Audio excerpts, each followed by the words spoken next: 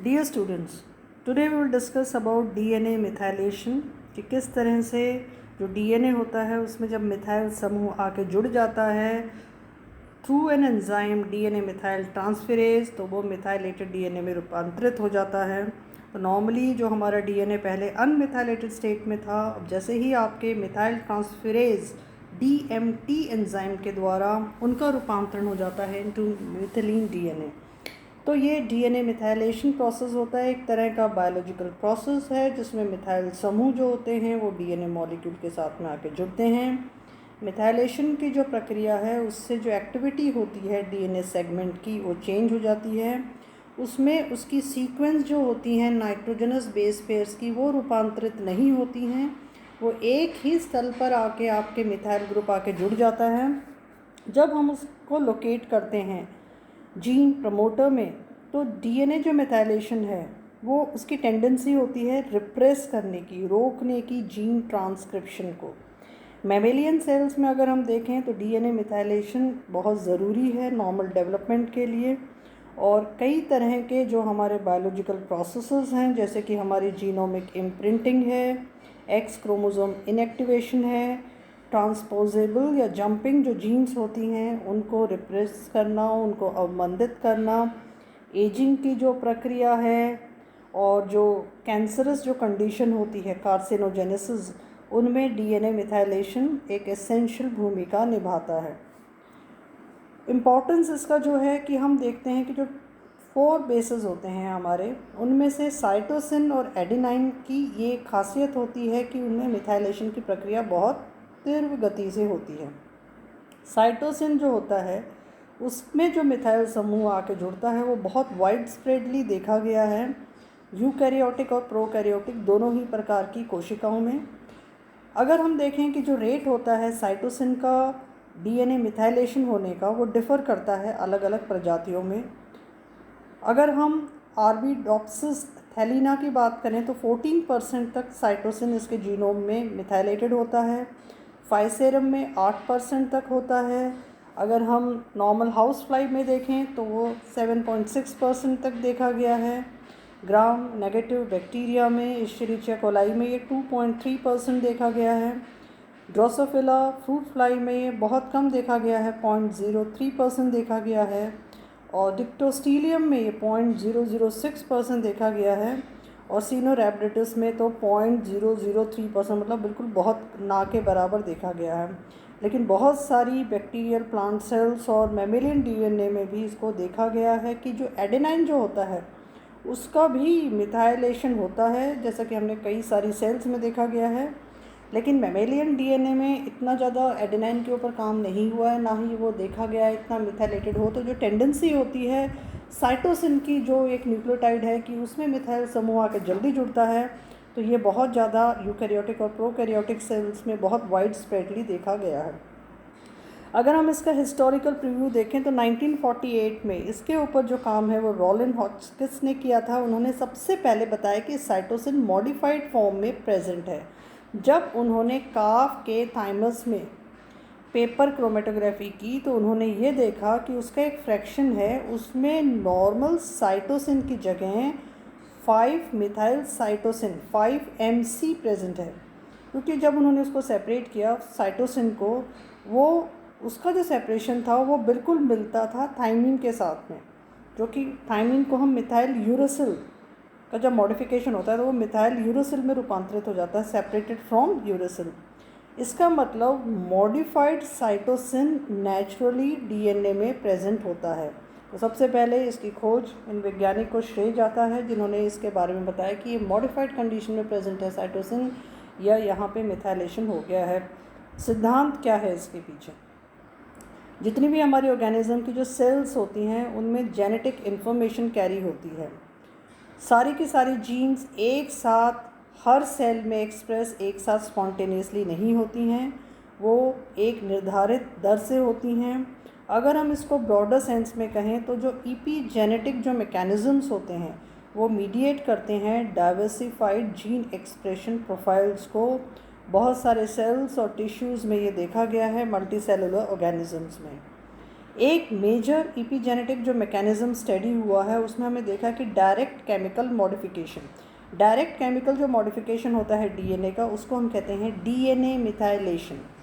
तो यहाँ पे मिथाइल समूह केमिकली आके जुड़ जाता है नॉर्मल डीएनए से, तो वो डीएनए मिथाइलेशन हो गया। हम डेवलपमेंटल प्रोसेस को जब स्टडी करते हैं उसमें हम देखते हैं कि जो पैटर्न होता है डीएनए मिथाइलेशन का जीनोम में, वो चेंज होता है because of a result of dynamic process, जिसमें कि नए डी नोवो डीएनए मिथाइलेशन और डी मिथाइलेशन दोनों ही प्रोसेसेस देखे गए हैं। डिफ्रेंशिएटेड जो सेल्स डेवलप होती हैं उनमें एक स्टेबल और unique DNA methylation pattern observe किया गया है, जो कि रेगुलेट करता है टिश्यू स्पेसिफिक जीन ट्रांसक्रिप्शन को।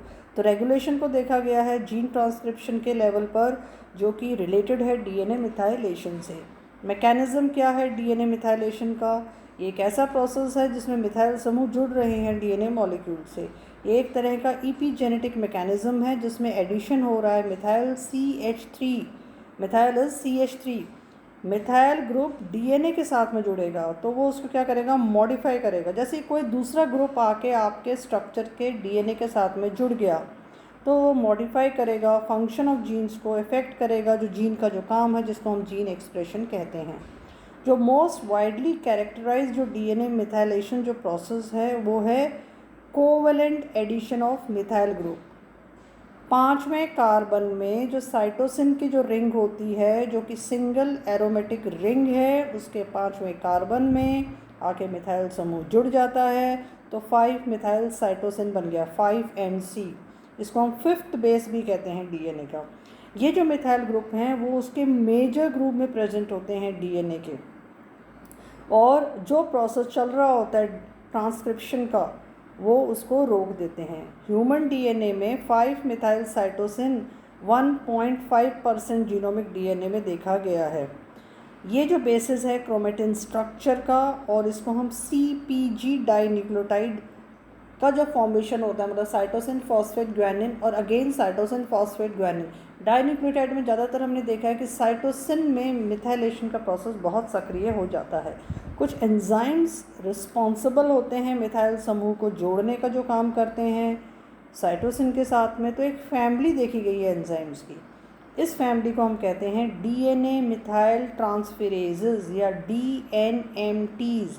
डीएनए मिथाइल ट्रांसफेरेजेस 3 तरह की हैं, DNMT1, DNMT3A और DNMT3B। रिक्वायर्ड होते हैं एस्टैब्लिशमेंट के लिए, मेंटेनेंस के लिए, डीएनए मिथाइलेशन पैटर्न्स के लिए। 2 एडिशनल एंजाइम्स और हैं, DNMT2 और DNMT3। ये स्पेशलाइज्ड काम करते हैं बट रिलेटेड फंक्शंस करते हैं। तो एक फैमिली ऑफ एंजाइम्स है DNMTs, जो कि डीएनए मिथाइलेशन पैटर्न को कंट्रोल करती हैं, इस रिलेटेड फंक्शंस को कंट्रोल करने का काम करती हैं। DNMT1, DNMT2, DNMT3। तो ये एक स्पेशलाइज्ड ग्रुप ऑफ फैमिलीज़ है। कैसे काम करती हैं ये?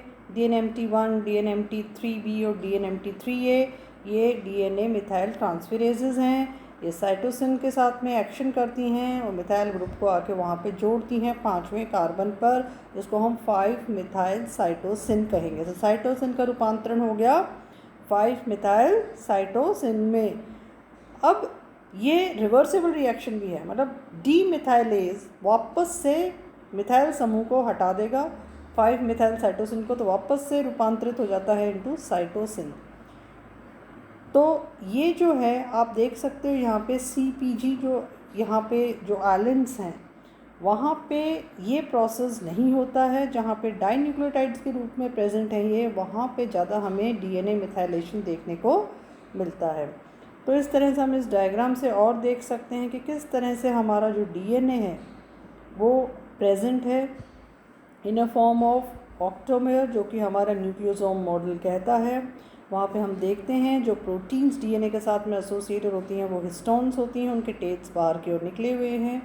कुछ पर्टिकुलर जो लोकेशन है साइटोसिन की उनमें मिथाइल समूह आके जुड़ गया है, उसको हम मिथाइलेटेड डीएनए कहेंगे।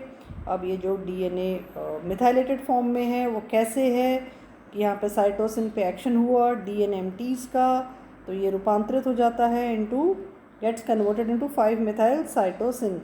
अब वापस से अगर हम देखें तो और जब मिथाइल समूह जो होते हैं, मेंटेनेंस मिथाइलेशन भी होता है और डी नोवो मिथाइलेशन प्रोसेस भी होता है हमारी सेल्स में। क्या महत्व है इसका? ये नॉर्मल डेवलपमेंट के लिए बहुत ज़रूरी हैं।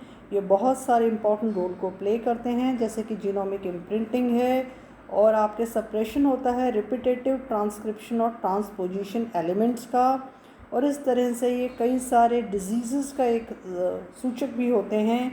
ये डिफरेंट जीनोमिक रीजन्स में एग्जर्ट करते हैं अलग अलग इन्फ्लुएंसेस जो कि अंडरलाइन करते हैं जेनेटिक सीक्वेंसेस को। आई होप आपको डीएनए मिथाइलेशन बहुत सिंप्लीफाइड फॉर्म में समझ में आया होगा। If you like the video please subscribe the channel.